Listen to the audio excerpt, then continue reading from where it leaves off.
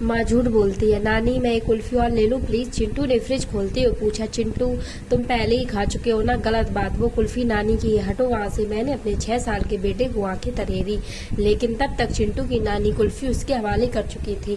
क्या माँ, मैं खास आपके लिए कुल्फी लाई थी, ये तो खा चुका था ना। अरे बेटा, जब से घुटनों में दर्द बढ़ा है ना, डॉक्टर ने कुछ भी ठंडा खाने को मना कर दिया है। मैंने सिर पकड़ लिया। माँ की बड़ी पुरानी बीमारी झूठ बोलने की। बचपन में हमेशा यही हुआ, बस माँ जान जाए कि क्या हमें अच्छा लगता है। अपने हिस्से का भी देने के लिए बीमारी उन्हें घेर लेती थी। उस चीज में इतनी कमियां निकाल देती कि उनके काम की ही नहीं है वो चीज, फिर तो सामने वाला लेगा ही। माँ मटर पनीर और है क्या? बहुत अच्छी बनी है माँ।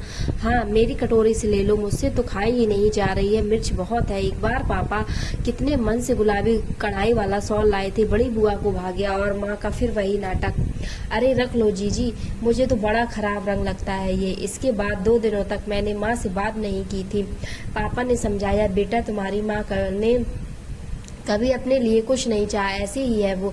चिंटू की छुट्टियां खत्म होने वाली थी, 1-2 दिन में वापस जाना था। मन अजीब सा हो रहा था। शाम को कुछ साड़ियां खरीदी, जिनमें से हरी बंदेज साड़ी माँ को बहुत पसंद आई। बार बार उलट कर देखती रही। माँ ये आप रख लीजिए, मैं ले लूंगी। अरे नहीं रही, ये हरा रंग ना बाबा, बहुत चटक है। सुबह मुझे निकलना था, सारी पैकिंग हो चुकी थी, मैं बहुत परेशान थी। क्या हुआ बेटा, क्या ढूंढ रही हो तब से?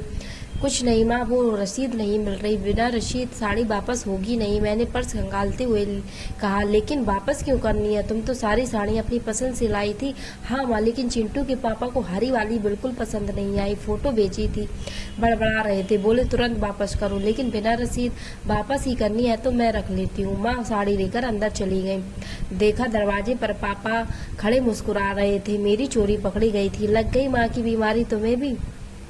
पापा ने सिर पर हाथ फेरा। सदा खुश रहो।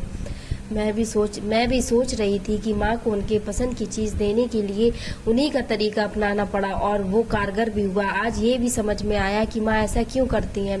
जब कोई अपनी चीज लेता है तो सुकून भी मिलता है, जैसे वो चीज हम यूज कर रहे हैं, बल्कि उससे भी ज्यादा।